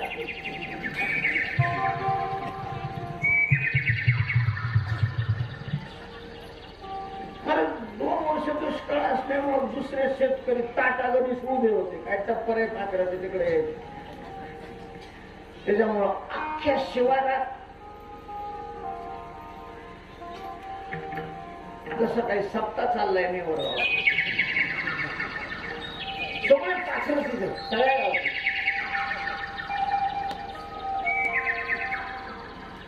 काहीच आहे का. शेतकरी आला व्यापारात, त्याला वाटलं आता ज्वारी काढायला आली असं, चक्कर मारायला आला.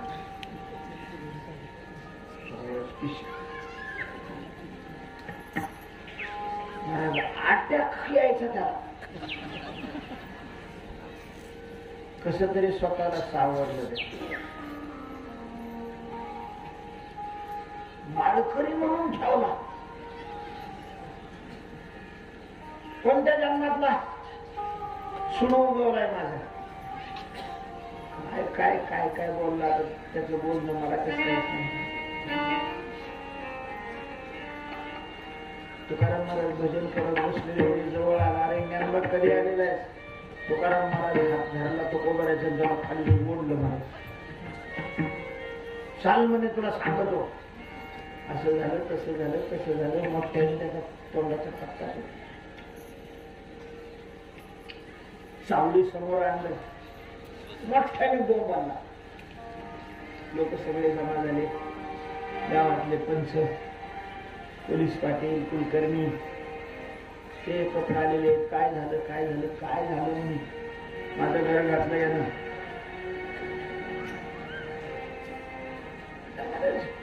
कोणालाच उपद्रव न करणारे,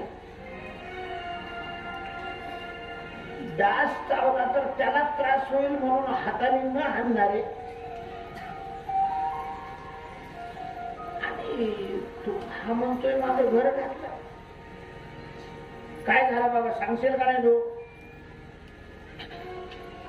आणि सांगितलं की मी याला शेती राखायला ठेवलं.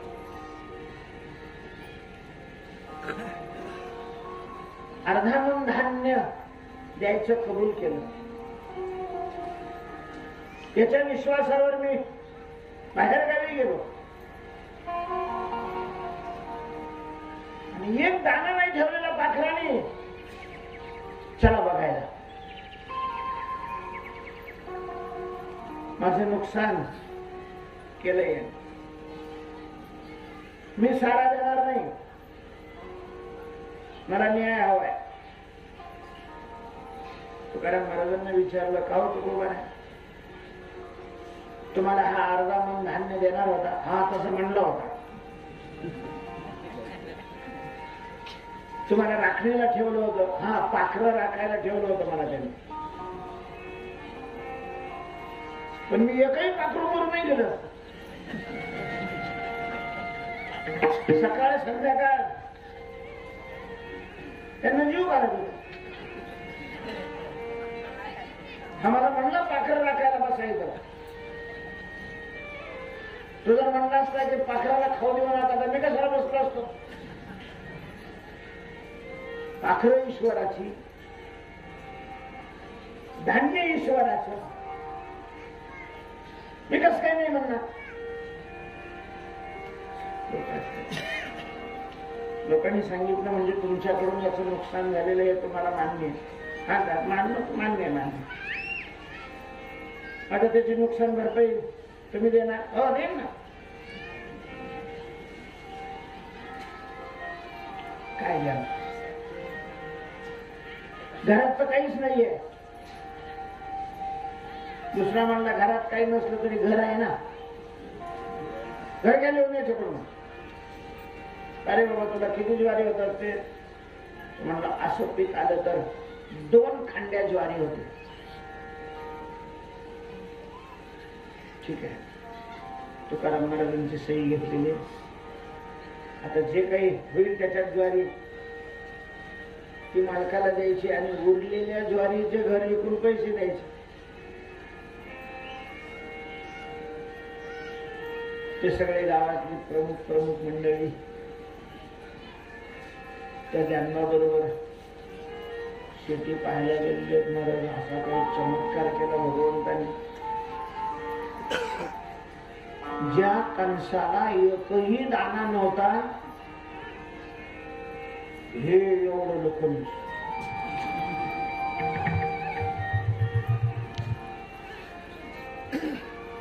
ज्यांना म्हणे आता येऊन मी पाहिलं होतं. लोकांनी सांगितलं तुकोबाराय भगवंताचे भक्त आहेत. तुकोबारायांचं घर राखण्याकरता भगवंताने ही किमया केलेली आहे. तो म्हणला जाऊ दे, तो कागद फाडून टाका. लोकांनी सांगितलं वा, पंचामध्ये तो कागद लिहिला गेलेला आहे.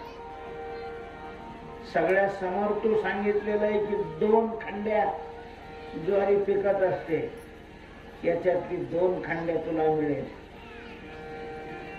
ते तुझ्या करता नाही, तुकाराम महाराजा करता देवाने दिलेलं आहे. तुकाराम महाराजांना सांगितलं, महाराज बघा कसे दाणे भरलेले कणसाला देवाने तुमच्या करता दिलेले आहे. याचं खळं करा, याला 2 खंडे द्या, बाकीचे घेऊन जा तुमच्या घरी. ते म्हणे मी काहीच केलं नाही तर माझं घर गेलं. लिहून घेतलं यांना. आणि आता जर खरंच याचे दाणे घेतले मला नाही लागत, मला लागत नाही, मी आता याच्यात शेतातही येणार नाही. लोकांनी एक माणूस रोजाने ठेवला. ते सगळी ज्वारी काढली, त्याचं खळं तयार केलं. ओपणायला लागल्यानंतर त्या ओपणारला तर समजायलाच गेलं, घुसच नाही. घोमेलोच्या घोमेलो नुसतं दाणे खाली पडतात. हे रास झालेली, रास पोट्यात भरली. 17 खंड्या. 2 खंड्या त्या शेतकऱ्याला दिलेल्या. लोकांनी आपल्या गाड्या भरून तुकाराम महाराजांच्या घरी ते पोते आणलेले. तुकाराम महाराज दारातच उभे राहिले काठी घेऊन. इतके शांत असणारे तुकाराम महाराज आज काय झालं होतं काय माहिती. खबरदार, जर एक दाना कोणी आमच्या घरात कापला तर आता काय करायचं. गाड्या उभे राहिले, सगळे पंचपणा जमलेले.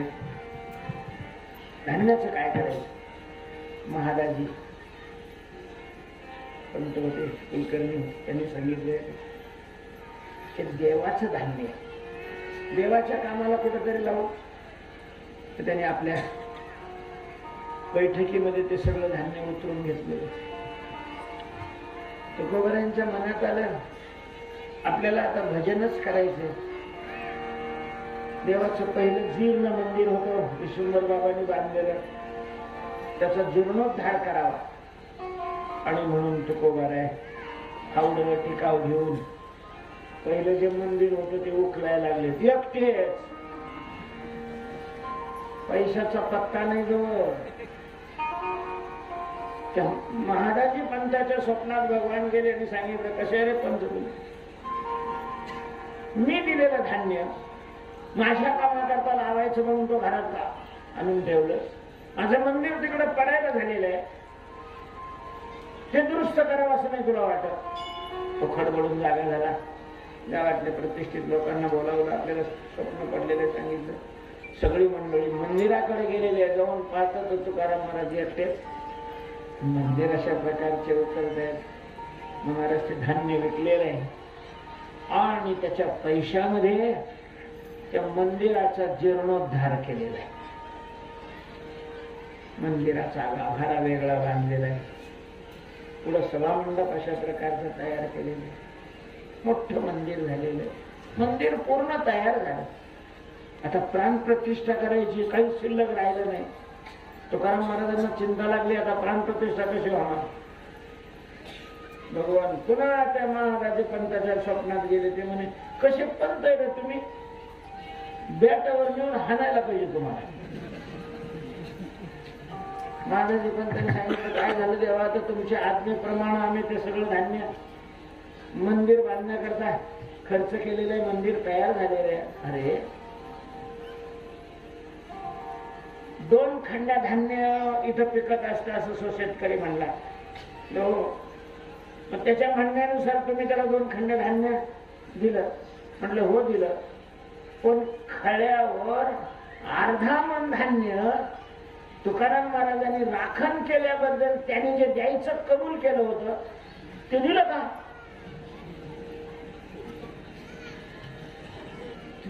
आमच्या पण डोक्यात नाही म्हणून म्हणतो, जा त्याला सांगा त्याच्याकडून व्याजासह ते सगळं धान्य घ्या आणि माझी प्राणप्रतिष्ठा करा. ते शेतकऱ्याला तसंच स्वप्न पडलं, ते घाबरून गेलेलं होतं. 1:15 पूर्वी व्यवहार घडायचा. सटीला सवयीन, पाडव्याला बिडी. आषाढ श्रावणामध्ये जर सावकाराकडून काही घेतले समजा 100 रुपये, तर मग सटीला दिलं तर 125 रुपये द्यायचे. आणि सटीला नाही देणं झालं, पाडव्याला दिले तर मग किती द्यायचे? 150 रुपये. तसे जेवढे दिवस झालेले होते ते म्हणजे दिली नाही दुनी. देवाच्या कामाला जाते, सगळं धान्य दिलं त्याने. मग गावात हे कळलं, मग कुणी तांदूळ आण, कुणी डाळ आण, कुणी गुळ आण, कुणी तूप आण, हे धान्याचा ढिगारा. ब्राह्मणाला बोलवलेलं आहे, मूर्तीची प्राणप्रतिष्ठा केलेली आहे. तुकोबारांना खूप आनंद झालेला आहे. आजपर्यंत नुसतं नामचिंतनाची सेवा तुकोबाराय करत होते. तुकोबारांना आता भगवंताच्या कीर्तनाची सेवा करण्याची इच्छा झालेली आहे. तुकोबाराय म्हणतात सुद्धा,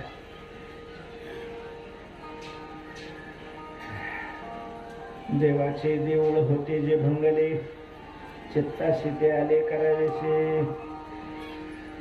आरंभी कीर्तन करे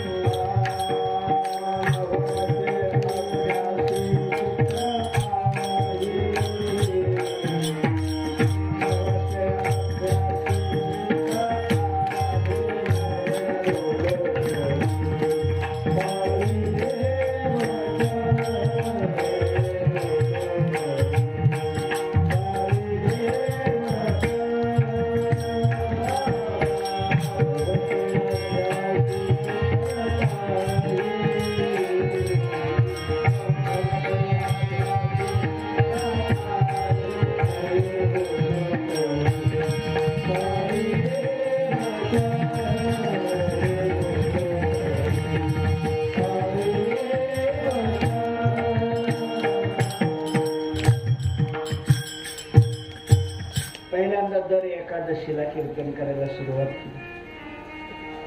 तुकाराम महाराज एवढं नामचिंतन करून ज्यांची वाणी गंगेपेक्षाही पवित्र झालेली आहे. पवित्र तो देह वाणी पुण्यवंत जो वदे अच्युत सर्व काळ, जो सर्व काळ अच्युत वदे त्याचा देह पवित्र आहे आणि त्याची वाणी पुण्यवंत आहे.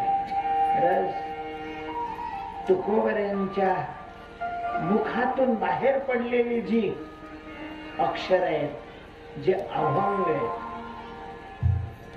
अत्यंत पवित्र ही अक्षर आहे. अत्यंत पुढे येणार आहे. रामेश्वर शास्त्रीला एकाने शाप दिला होता, अनगडशाह फकीराने, ऐसे डुबते राहो.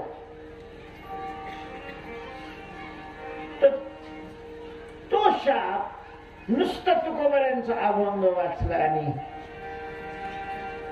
शमून दिलेलं आहे. एवढे हे श्रेष्ठ अनुभव तुकोबऱ्यांची वाणी ऐकली की ऐकणाऱ्याचं मन शांत होईल. ही ख्याती परिसरामध्ये पसरलेली आहे. देहूतल्या गावातले श्रद्धावान लोक तर तुकोबऱ्यांच्या कीर्तनाला येऊ लागलेच, पण आसपासच्या गावचे लोक एकादशीला कीर्तन असतं म्हणून तुकोबऱ्यांचं कीर्तन ऐकण्याकरता येऊ लागले. अपार श्रद्धा आहे, विश्वास आहे. साक्षात भगवंताच्या सगुणात साक्षात्कार झालेला आहे. अंतःकरणामध्ये देवाविषयीचं प्रेम आहे आणि संसाराविषयीची अरुची आहे, विरक्ती आहे. त्या तुकोबऱ्यांचं कीर्तन फुल उमलल्यानंतर जसे भुंगे धावून येतात तसे श्रद्धाळू लोक धावून देऊ लागले. कीर्तन हे साधन नामचिंतन या साधनापेक्षाही श्रेष्ठ आहे. कारण नामचिंतन एकट्याने करण्याची साधन आहे. ज्यांनी केली त्याला त्याचं फल मिळेल. कीर्तन या साधनामध्ये महाराज एकाचा नाही अनेकाचा उद्धार होतो. कीर्तन हे नावेप्रमाणे, नावेप्रमाणे जशी नाव स्वतः करते आणि तिच्या आश्रयाला जो जो येतो त्यालाही ती तारते. अत्यंत श्रेष्ठ अशा प्रकारचं साधन आहे कीर्तन. तुकोबरांनी सगळ्या साधनामध्ये भगवंताची कथा हे श्रेष्ठ साधन आहे अशा प्रकारचं म्हटलं. तुका म्हणे मुकुटमणी हरिभक्ती,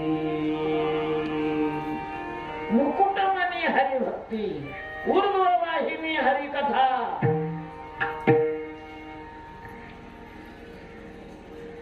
कथेविषयी तुकोबऱ्यांच्या अंतःकरणामध्ये अपार श्रद्धा आहे. तुकोबरे म्हणतात कोणी योग केला असेल, कोणी ज्ञान संपादन केलं असेल, कोणी काही जप तप केलं असेल, मी माझ्या जीवनामध्ये दुसरं साधनच केलं नाही. कोणी काहीतरी केली आचरणे मजया कीर्तने विना नाही. कीर्तनाची साधना केली. साधकाला सांगतात कोठे नका पाहो, करा हरिकथा, तेथे अवचित सापडेल. कीर्तनामध्ये महाराज कथा सांगणाऱ्याला जे फल असतं तेच ऐकणाऱ्याला फल असतं.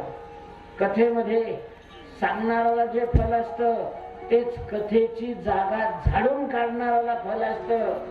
कथेमध्ये सांगणाऱ्याला जे फल असतं तेच कथेला आलेल्या लोकांना जीव घालणारे, त्यामध्ये भाकरी खातणारे त्यांना फल असतं.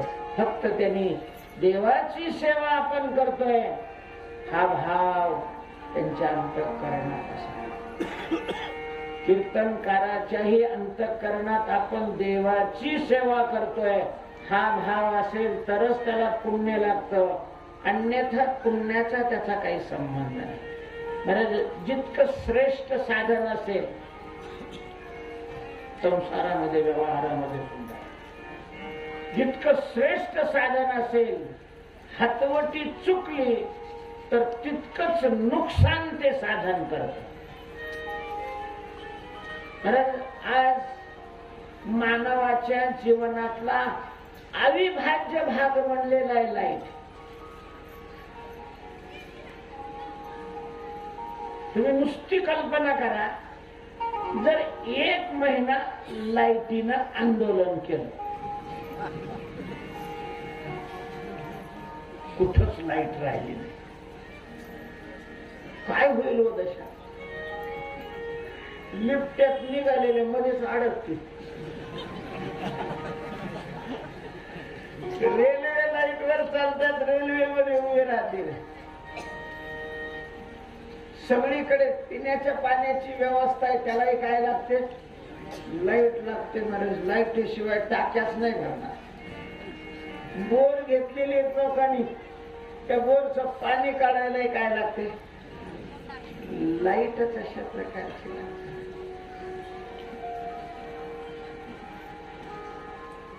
अविभाज्य घटक लाईट झालेला खूप महत्वाचं आहे. आज ज्या सगळ्या क्रांत्या झाल्या, पूर्वी प्रत्येक वर्षी आषाढ श्रावणामध्ये अगदी आता मला आठवतंय, गरीब माणसं अक्षरशः भाजीपाला ओरबडून आणायचे, शिजवायचे, ते खायचे. उंबराच्या डोळ्या मी खाल्लेल्या होता घरी असताना. त्या शिजवायच्या, त्याच्यात थोडं पीठ टाकायचं, त्याची भाकर करायची, त्या उंबराच्या डोळ्याची भाकर खायची. आज महाराज एवढं गव्हाचं उत्पादन वाढलेलं आहे आपल्या देशामध्ये, बाहेरच्या देशात निर्यात करतोय आपला देश. एवढी अशा प्रकारची क्रांती धान्यामध्ये झाली. त्यालाही कारण कोण आहे? लाईटच.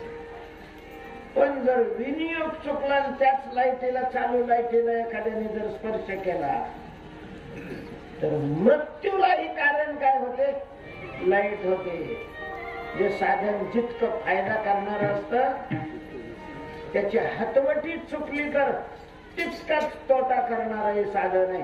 कीर्तन हे साधन. कथा सुख करी, कथा मुक्त करी, कथा याची बरी विठोबाची. कथा मुक्त करणार साधन आहे. पण जर कथेची हातवटी चुकली तर कथा सांगणारा आणि ऐकणारा दोघांनाही नरकात घेऊन जाणार साधन. सावधान. कथा ठेवणारी मंडळी, जर तुम्हाला स्वतःच चांगलं व्हावं म्हणून कथा करायची असतील तर कथेची चूक होऊ देऊ नका. काय चूक होते कथेमध्ये? ऐकणारा आणि सांगणारा यांच्या दृष्टीनं कथेचा विक्रय जर होत असेल, कथा विकली जात असेल, विकत घेतली जात असेल, तर घेणारा आणि देणारा काळजीच करायची नाही. निश्चित मेल्या मेल्या तुला नरकात जावं लागेल. बाकीचं सगळं प्रारब्ध बाजूला राहील. कारण तुकोबारायांची, नाथ महाराजांची, नामदेवरायांची सगळ्यांची प्रमाण आहेत. कथा करुण्या द्रव्य देती घेती, जेही दोघे जाती नरकामध्ये. सावधान. तुम्ही कथा करणाऱ्याला श्रद्धेनं दक्षिणा द्या, दान द्या. दक्षिणा देणं पाप नाहीये. कथेची विक्री करणं, कथेचा मोबदला जर तुम्ही देत असाल तर तुमचा बापही तुम्हाला चुकवणार नाही, नरकातून तुम्हाला बाजूला काढायला. संतांची प्रमाणे परमार्थ म्हणजे चेष्टा नाही, खेळ नाहीये. म्हणून मी पहिल्यांदा सांगितलं की जी साधनं जितकी जास्त फायदा करून देणारी असतात, ती साधनं जर हातवटी चुकली तर तेवढंच नुकसान करून देतात. ज्ञानोबांनी एका ठिकाणी म्हटलेले, अरे मेलेल्या माणसाला जिवंत करणार अमृत आहे, अमर बनवतं अमृत. पण त्याच अमृतात जर थोडं विष टाकलं तर ते अमृत मृत्यूला कारण होतं. अमृते तरीच मरिजे, जरी विशेष सेविले. कथेचा विक्रय होईल अशा प्रकारचं आपल्याकडून घडणार नाही. ही दक्षता कथा सांगणारानी, कथा ऐकणारानी, कथेचं आयोजन करणारानी. अन्यथा गावात वर्गणी करून जर कथेचा मोबदला दिला तर अख्खं गाव नरकाला जाईल. लक्षात ठेवा. तुकाराम महाराजांची वाक्य आहे, ते राऊत महाराजांचं नाहीये, हे प्रमाण तुकाराम महाराजांचं आहे. पैसा कोणाला नको वाटतो, ऐसा कोण आहे हे जया नावडे. पण आपण जर आपल्या उद्धाराकरता हे साधन करत असो तर या गोष्टी आपल्याकडून घडणार नाहीत, याची काळजी प्रत्येकानं घेणं गरजेचं आहे. महाराज कथा करणारा करता तर तुकोबारांनी आदेश दिलेला आहे, भडव्या जेथे कीर्तन करावे तेथे अन्न न सेवावे, बुक्का लावू नये, भाडा माळ घालू नये गळा. पूर्वी घोड्यावर वगैरे जात होते कीर्तन का, तट्टा वृषभासी दाना तृण मागू नये जाना, तुका म्हणे द्रव्य देती घेती तेही नरकाला. हे अभंग तुकोबारांचे आणि गाथ्यामध्ये आहेत, आत्ता आहेत. आत्ता नाथ महाराजांनी तर याच्याही पेक्षा कठोर शब्दामध्ये कथेची विक्री करणाराची निंदा केलेली आहे. विक्रीला दोन्ही कारणीभूत असतात, घेणाराही असतो आणि कीर्तनाची जी अवमर्यादा झालेली आहे आज, बऱ्याच कीर्तनाच्या आयोजन करणारामुळे झाली आहे. आज कीर्तन उद्धाराची साधनं राहिलेली नाही, आज कीर्तन नरकाची साधनं झालेली आहे. आणि याला सर्वस्वी कारण आहेत कीर्तनाचे आयोजक. लोकांना कीर्तनाच्या नावाखाली तमाशे करायचे असतात, मनोरंजन करायचे असतात, नुसते हास्य विनोद करणारे कीर्तनकार लागतात. उद्धार करणारे, भगवत स्वरूपाचं ज्ञान सांगणारे, भगवंताविषयीची आस्था प्रेम निर्माण करणारे कीर्तनकार लोकांना आवडत नाही. हे सगळे कलियुगाचं वर्तन आहे आणि अधोगतीचा अशा प्रकारचा मार्ग आहे. म्हणून या ठिकाणी तुकोबारांच्या चरित्रामध्ये कीर्तनाचा विषय आला, म्हणून कीर्तनाविषयी थोडं बोलतो. वेळही झालेली आहे. तुकोबारांनी कीर्तन करण्याचा संकल्प केलेला आहे. बरेच कीर्तन करायचं तर अभ्यास करायला पाहिजे, शेती करायची तर कष्ट करायला पाहिजे, व्यापार करायचा तर भांडवल गुंतवायला पाहिजे, जेही साधन करायचंय तर ते साधन त्या साधनाला भांडवल जमा केलं पाहिजे. कीर्तनाची साधना ज्याला करायची आहे त्यांनी अभ्यास केला पाहिजे. कारण कीर्तनकार हा संतांचे विचार समाजापर्यंत पोहोचवण्याचं माध्यम असतो. फालतू काहीही सांगणं याला कीर्तन नाही म्हटलं जात. जो अभंग घेतलेला असतो त्या अभंगात त्या संतांना काय सांगायचंय समाजाकरता ते सांगता येण्याकरता त्यांनी अभ्यास करणं हे गरजेचं असतं. आणि म्हणून तुकोबाराय म्हणतात की आरंभी कीर्तन करे एकादशी. मग काय केलं, काही पाठ केली संतांची उत्तरे, विश्वास आदरे करुण्या. संतांची उत्तरे पाठ केली, नामदेवळ्याचे अभंग पाठ केले, ज्ञानेश्वरी पाठ केली, नाथ महाराजांचं भागवत पाठ केलं, त्याचं चिंतन केलं. 1000 पारायण नाथांच्या भागवताची तुकोबारायांनी भांडाऱ्यावर राहून केली. म्हणजे तुकोबारायांची बुद्धी अत्यंत अत्यंत कुशावर होती, तीव्र अशा प्रकारची. काही माणसं एक पाठी असतात महाराज, एकदा वाचलं की त्यांना पाठ होऊन जातात. तुकोबारायांची बुद्धी तशी एक पाठी अशा प्रकारची. योग वासिष्ठाचा अभ्यास केलेला आहे. तुकोबारायांनी कबीर महाराजांचे दोहे पाठ केलेले आहेत, अमृतानुभव पाहिलेला आहे. महिपती बाबांनी तुकोबारायांचं चरित्र लिहिलेलं आहे. त्या चरित्रामध्ये तुकोबारायांनी काय काय अभ्यास केला त्याची यादी दिलेली आहे. त्याच्यापैकी काही अंश तुमच्या पुढे मांडलेले आहेत. आणि हा सगळा अभ्यास करण्याकरता तुकोबाराय पूजा झाली का ग्रंथ घेऊन भांडाऱ्यावर जायचे. ज्याला अभ्यास करायचा त्याला एकांत लागतो. मला सध्या समाज अभ्यास नाही करू. समाजात पडला की त्याचं वाटोळं झालं हे निश्चित. रिकामे येऊन बसतात महाराज. आता उगा मी बोलतो म्हणून त्याला घाबरतो तरी आम्हाला. गावातले थेरडे येऊन बसतात. बाबा किती पोर आहे तुम्हाला? घडवायचा सगळा जन्म गेला नालायका तुझा हे पोरण पुरी पाहण्यामध्ये. गाठ्याच्या या अभंगाचा अर्थ काय हे विचार ना. गीतेचा श्लोक त्याचा अन्वय सांगा हे विचार ना. पोरणपुरी काय उरावर घ्यायचे तुला आमचे पोरणपुरी? कशाला पोरं विचारतो? खायला थोबाड घेऊन येत आलाय? काळं कर नाही तू तिकडं. तर परमार्थाची शंका असतील त्या विचारायला यावं. फालतू चर्चा करण्याकरता कशाला आमच्या जवळ यावं? तुम्ही तुमच्या आयुष्याचं जर वाटोळ केलेलंच आहे. आमच्या आयुष्याचं पुन्हा वाटोळ करायचं का तुम्हाला? तुकोबाने हे काम करतायच्या तुकाराम महाराजाला चालतच नव्हतं महाराज. बोर्डच लिहिलेला होता नका मग पाशी. पोरगे ऐकत नाही त्याला मातीत मग बाबाला म्हणजे ऐकत तुझं पोरग. परमार्था करता परमार्थाच्या शंका विचारायला साधू संतांकडे जावं. संसाराकरता साधू संतांचा उपयोग नाही. भंडाऱ्यावर लागलेले आहेत. भंडाऱ्यावर जात असताना काय एक जीवनात कथानक घडलेलं आहे. पण आज वेळ झालेले 15 मिनिटं जास्त झालेले.